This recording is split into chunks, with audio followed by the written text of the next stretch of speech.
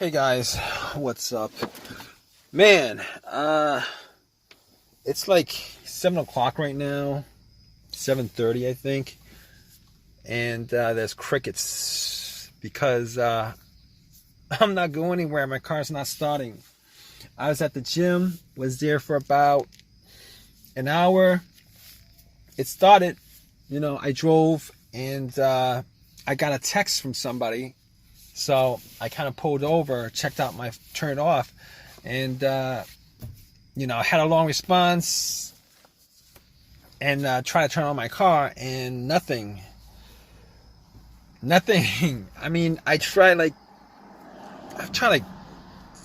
15 times throughout this whole entire ordeal, and this car's not starting.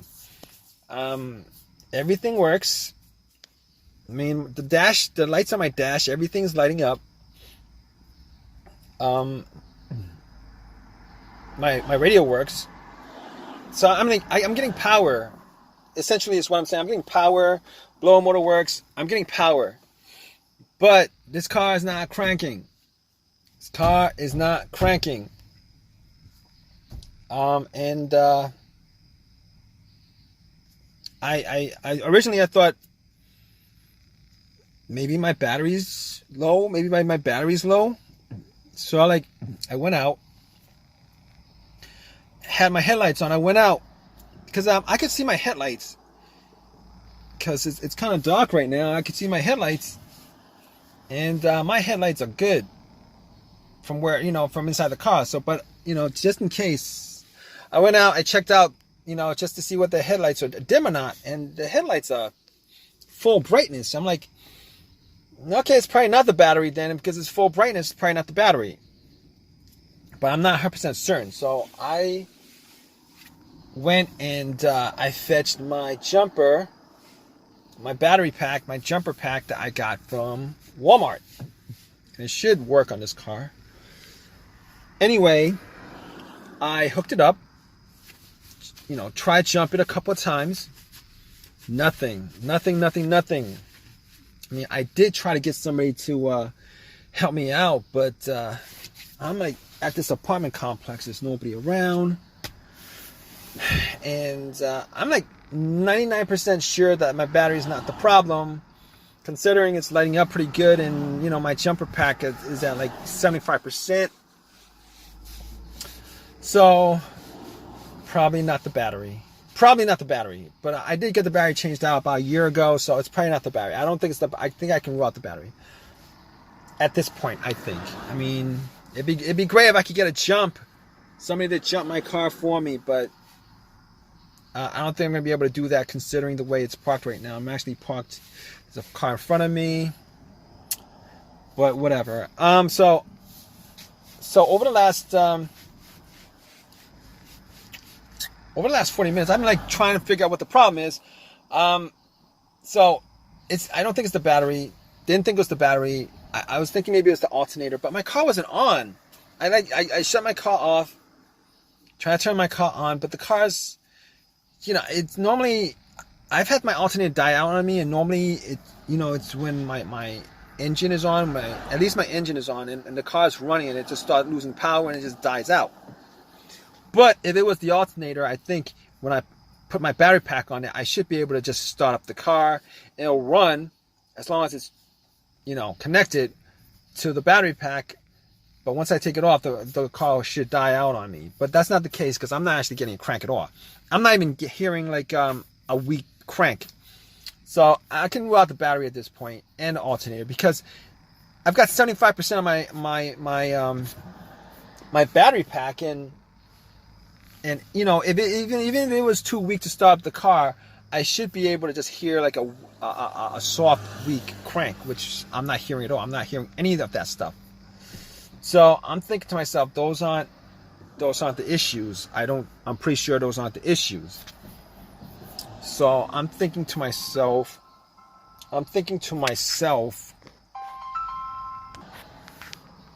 All right, guys. Okay, so back to what I was saying on this car. So I think I got like 2 things that's left for me to figure out. Well, 3 things. I'm hoping it's not the other thing. the one that I changed up like 8 months ago. But so basically, I got the relay and the fuse. All right. Now, I am hearing a click. Like every time I try to start the car up, I am hearing a click. I gotta tell you, it gets fainter and fainter every time, but I do hear a click every time I try to start up. I don't get a crank, but I do hear a click. So that tells me that it's not the relay, because basically the relay actually relays electricity to the starter. So you're hearing that click. It's the solenoid that's clicking. You know, the solenoid is getting electricity from the relay, but the motor is just not engaging. All right, it's getting a click. So I was hoping that it would be a relay so that I could just, I think there's an AutoZone around here, maybe, I don't know. But I was hoping that that was it. I mean, I was hoping that was it. I don't think that's it. I could rule that out. So my last, well, second to last, no, but this is, you know, second to last. The last thing would be a headache for me to do, but this other thing is the fuse.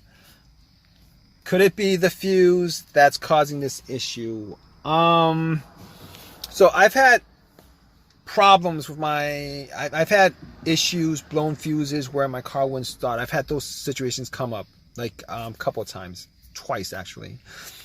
One of those times, you know, everything was good. It cranked. I heard a crank. I hear a crank. You know, I hear a crank. When I had that issue with my other car where the fuse was blown, I heard a crank. It cranked up, but it wouldn't just turn over. It wouldn't start normally. Every time it would crank. So you know the starter was good on it. It just wouldn't turn over. And I think that fuse was either for the fuel pump, ECU, the car's computer. It has something to do with one of those two things. Swapped out the fuse and the car started normally. All right. That's not the case here because I'm not getting anything at all. I mean, well, I'm getting like lights and everything else working, electrical working, but I'm not hearing any kind of crank. The starter's not cranking. All right, so I could rule that scenario out. The other scenario of the fuse, I'm thinking, you know, I believe that situation occurred with a main blown fuse that was under the hood of the car that I had before. I had no electricity in the car whatsoever. It's like I had no battery connected to the car, and found out that that fuse was blown, swapped it out. Everything worked as normal, but that's not the situation here, considering I am getting electricity, but the car won't crank up. Okay, so now at this point, I've ruled out almost everything that could possibly rule out 99% of it, except for the starter. All right, and I was hoping it's not the starter because I got that changed up like I got that changed up like I think a year ago or something like that. I got it changed up, but it was pretty recent, relatively recent, like about a year ago. I had that changed up. Got a rebuilt starter from AutoZone, had that installed. It's kind of been working fine. Except you know, I think the last month I had this one situation where I had this kind of the same scenario, but I would have to try to start the car up a couple of times, like 4 or 5 times before it cranked up. I haven't had that situation since. I thought it, you know, maybe I left some lights on in the interior or something like that, but I haven't had that situation since. Until today, I tried until today where, you know, about an hour ago, 40 minutes ago, whatever, I tried starting it up after, you know, nothing. And I tried 15 times, nothing. So, I guess at this point, I gotta call a tow truck. I'm almost positive that it's the starter that went out on me, which kind of sucks, because now I got to get another starter. Well, I think it's warranted. So I don't but that's not the problem. The problem is I gotta spend either some time to put it in myself or pay somebody to do it. And that amounts to money. You know, time is money on my part, and then I gotta pay somebody to do it. That's money that I wouldn't normally have to do.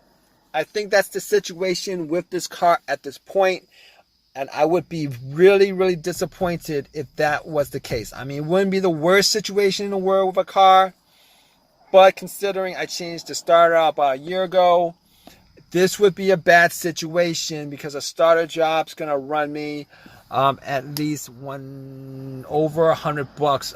I'm pretty sure, if not a bit higher than that. Or it's probably gonna take me a couple hours to do it myself, which is gonna suck.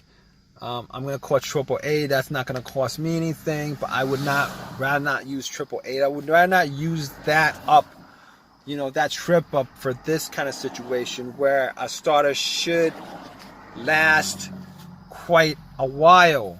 Like quite a while, meaning a couple, like over 100,000 miles. This starter lasted me, I only put in like, I don't know, 12,000 miles in this car since I had the starter installed, which kind of sucks.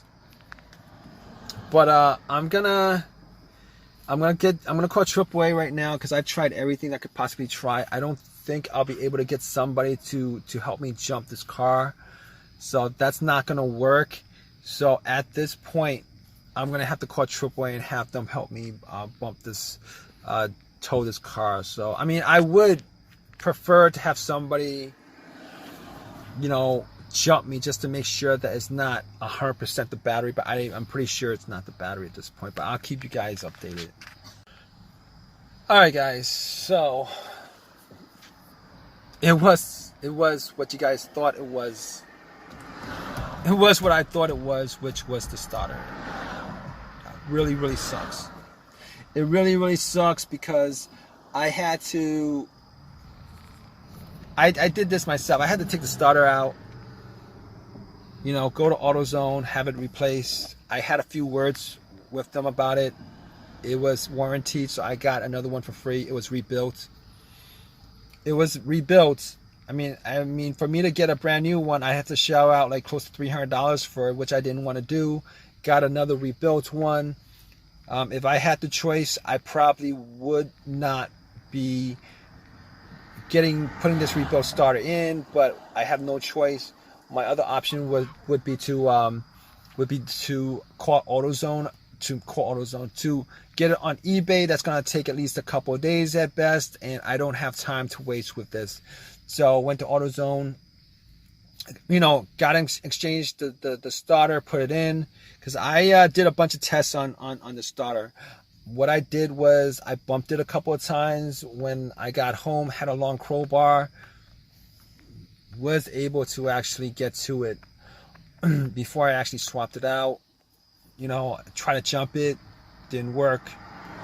Try to jump it with another one of my cars, it didn't work. So I had to change it up myself. It took a couple hours for me to do it. Other test I did on that old starter was I actually hooked up a line to it, to the solenoid. Tried to crank it up directly, didn't work. Took it to AutoZone, had them test it out, didn't work. So it was definitely the starter that was the problem. If you guys are still watching this,